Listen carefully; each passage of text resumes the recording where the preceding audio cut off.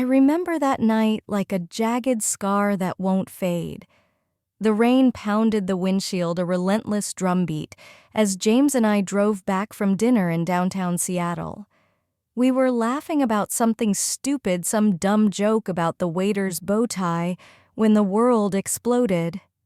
Tires screeched, glass shattered, and my own scream tore through my throat. I woke up in a hospital bed, the sterile stink of antiseptic choking me.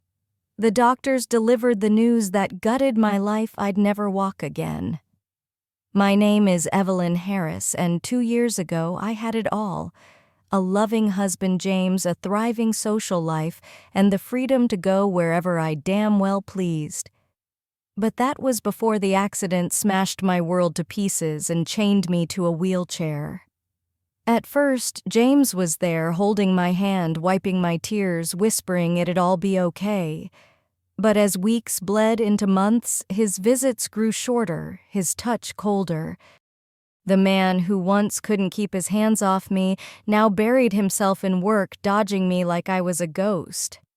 I tried to understand my condition weighed on him a heavy yoke, but no matter how I justified his distance deep down, I knew. He didn't see me the same anymore. Then came a new presence in my life. It was James's idea to hire a caregiver. I fought it at first. I didn't want some stranger seeing me at my weakest handling me like fragile glass. But James barely had time to help anymore, and I couldn't do it all alone. That's how Ryan Carter walked into my world. The first time I saw him, I was stunned. I expected some gray-haired nurse, all stiff professionalism. Instead, there stood a guy in his late 20s, dark brown hair, piercing blue eyes, and a smile that could melt ice. He looked strong, but his gentle demeanor put me at ease. "Mrs. Harris," he said, his voice warm as whiskey. "Call me Evelyn," I replied, feeling a flush creep up my neck. James stood nearby, glancing at his watch, restless as always. "Ryan's here to help," he said, barely looking at me. "He'll take care of whatever you need." I forced a smile, grateful. James left soon after, barely muttering a goodbye. Ryan, though, stayed, making sure I was comfortable before he even unpacked his bag. As the distance between me and James grew, days turned into weeks. He became a shadow in our Capitol Hill home, leaving early, coming home late, always glued to his laptop or crashing in the guest room. "I'm just tired," he'd say, whenever I asked why he didn't sleep beside me anymore. I knew it was more than that. I tried to make myself pretty for him, makeup, hair, anything to make him see me again. But he barely noticed. One night I gathered the courage to confront him. "James, do you still love me?" I asked, my voice a fragile whisper. He sighed, rubbing his temples like my question was a migraine. "Of course, Evelyn. Don't be ridiculous." "Then why don't you touch me anymore? Why don't you look at me like you used to?" His jaw clenched, and for the first time in months, he really looked at me. But what I saw in his eyes wasn't love, it was pity. "I'm trying my best," he said before turning away. "I've got work to do." And just like that, he left me drowning in my own loneliness. Ryan wasn't just a caregiver. He was different. He listened when I talked, laughed at my jokes, treated me like I was still Evelyn, not some broken thing. At first, I kept my distance, reminding myself he was just doing his job. But as time passed, I found myself craving his presence. He didn't just care for me, he gave me back pieces of myself I thought I'd lost. One day, during physical therapy, he smiled at me. "You're stronger than you think, Evelyn." I scoffed, shaking my head. "I don't feel strong. You survived something that could have killed you," he said, his eyes steady. "That alone makes you strong." His words hit me like a shockwave, and for the first time in forever I felt seen. That night, alone in my bed, I couldn't stop thinking about him. His voice, his hands, the way he looked at me like I was still whole. The first spark came one afternoon when he helped me from my wheelchair to the couch. His hands lingered on my waist a moment too long, our eyes locked, and for a fleeting second I forgot how to breathe. I told myself it was nothing, just an accidental touch, but my heart pounded and my body stirred in a way it hadn't in months. That evening, when James came home, I watched him slump on the couch, scrolling his phone, not even glancing my way. I wanted him to reach out to remind me I was still his wife, his woman. But he didn't. And when I closed my eyes that night, it wasn't James I was thinking about. It was Ryan. The days blurred together, but one thing grew sharper. Ryan was more than my caregiver. It started small, the way he held my hand a second longer, when helping me move, the way he smiled like I was still beautiful, the way his fingers brushed my skin when he tucked a stray hair behind my ear. I knew it was dangerous. I was a married woman, but every time I looked at James, every time he came home late, without even asking how I was, I felt like a ghost in my own home. Ryan, though, made me feel alive. One afternoon, during a light exercise session, Ryan sat beside me on the couch, gently massaging my legs to stimulate the muscles. "You're doing great," he said, his fingers kneading my calf. "I think you're getting stronger." I let out a small laugh. "You're just saying that to make me feel better." He shook his head. "No, I mean it.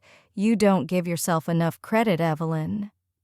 His hand slid up, brushing my thigh, and a shiver shot down my spine.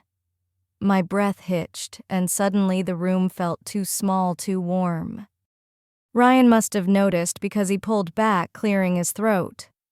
"Sorry," he whispered, looking flustered. I swallowed hard, my pulse racing. "It's okay." We sat there in silence, the unspoken tension thick between us. That night, alone in bed, I couldn't stop thinking about the warmth of his touch and how much I'd liked it. That weekend, James and I were supposed to have dinner together, something we hadn't done in months. I dressed up wearing a dress he used to love, just hoping he'd look at me like he once did. But when he walked through the door, he barely glanced at me. "Sorry work ran late," he muttered, loosening his tie. I forced a smile. "It's fine. I was just waiting for you." He sighed, rubbing his temples. "Evelyn, I'm exhausted. Can we do this another time?" "Another time," that's what he always said. Tears burned my eyes, but I nodded. "Sure." He leaned down, planting a cold peck on my forehead before disappearing into the guest room. I sat there for a long time, feeling hollow. And when I finally went to bed, I dreamed of Ryan's hands on me instead. The next evening, Ryan was helping me into my wheelchair after a long day of therapy. His hands were firm but gentle, steadying me as he lifted me with ease. As he adjusted the straps around my waist, our faces were inches apart. I could feel his breath on my skin, see the way his blue eyes darkened as they locked onto mine. For a moment, neither of us moved. Then his fingers grazed my lips, a feather-light touch that made me tremble. My heart pounded in my chest. I should have pulled away, told him to stop. But I didn't.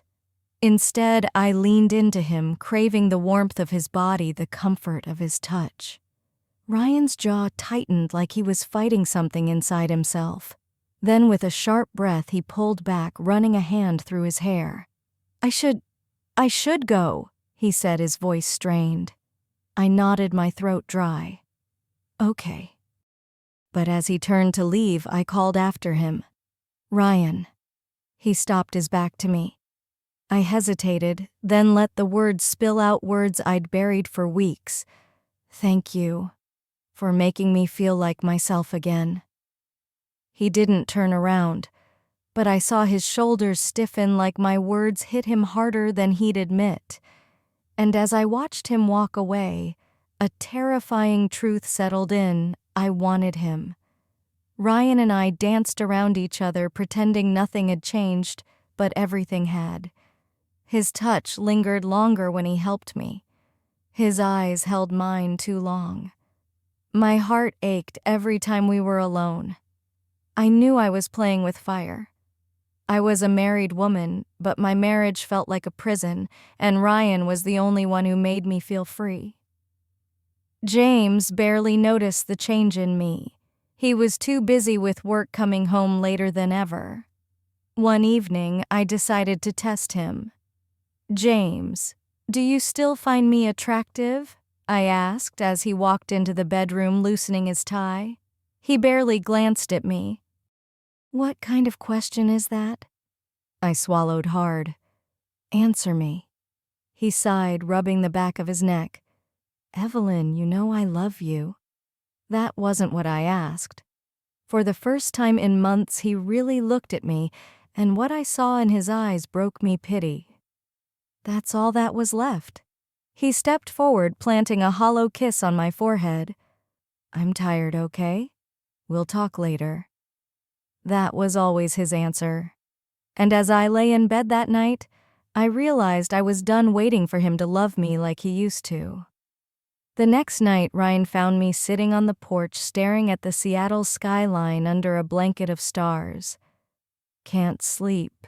he asked, his voice soft. I shook my head. "Not really." Hesitating, he pulled a chair beside me.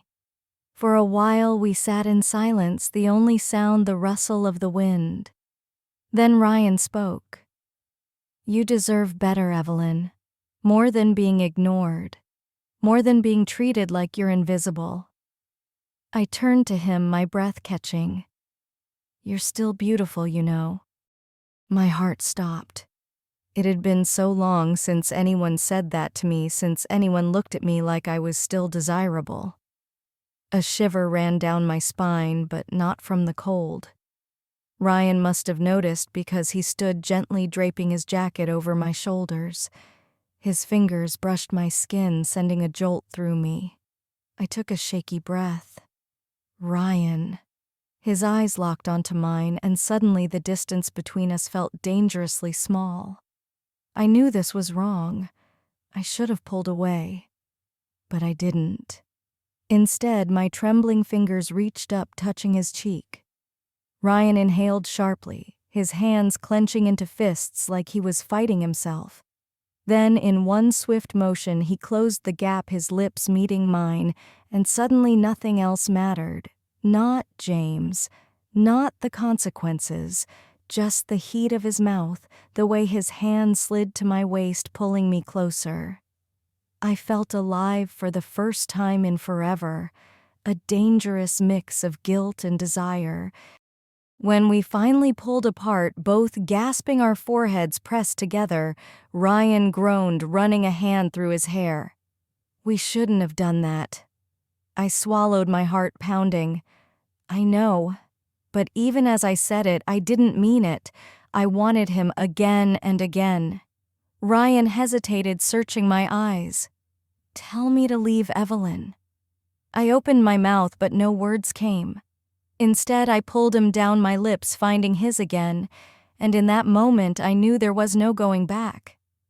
The next morning, reality crashed over me like a tidal wave. I lay in bed, my skin still tingling from Ryan's touch, but my heart heavy with guilt. I'd betrayed my vows. The worst part, for the first time in forever, I didn't regret it. I felt alive, free. But that feeling wouldn't last. Secrets like this never stay buried. James barely looked at me in the days that followed, but that wasn't new. What was new was how he started coming home earlier. At first I thought it was a coincidence, but then I noticed how his eyes tracked me and Ryan whenever we were in the same room. One evening, as Ryan helped me into my wheelchair, James spoke up. "We need to talk," he said, his voice clipped. Ryan froze beside me, but I forced a smile. About what James's eyes flicked between us. I'm not stupid, Evelyn. My heart stopped. The room went dead silent. Then James let out a bitter laugh. I see how he looks at you, how you look at him. Ryan stepped back. I should James cut him off jaw tight. Stay. I swallowed, trying to keep my voice steady. James, you're imagining things. Am I? He sighed. I've noticed how you've changed. You're smiling again, dressing up. You haven't smiled at me like that in months. Guilt hit me like a punch to the gut. Ryan cleared his throat. Mr. Harris? I shot him a look. You're fired, James said, his voice breaking. He turned to me, his eyes shattered. You broke my heart, Evelyn. Tears welled up as he shook his head. I don't even know who you are anymore. Without another word, he walked out, and just like that, everything crumbled. Ryan was gone the next morning. I don't know where he went. He didn't leave a goodbye, just an emptiness that echoed inside me. James barely spoke to me after that. He moved into the guest room for good, only interacting when he had to. Our marriage was beyond saving. One day I found divorce papers on the kitchen counter. I stared at them for a long time, my heart aching. I'd lost everything, my husband, my home, Ryan. And yet as much as it hurt, I knew I deserved it. I'd made my choices, and now I had to live with them.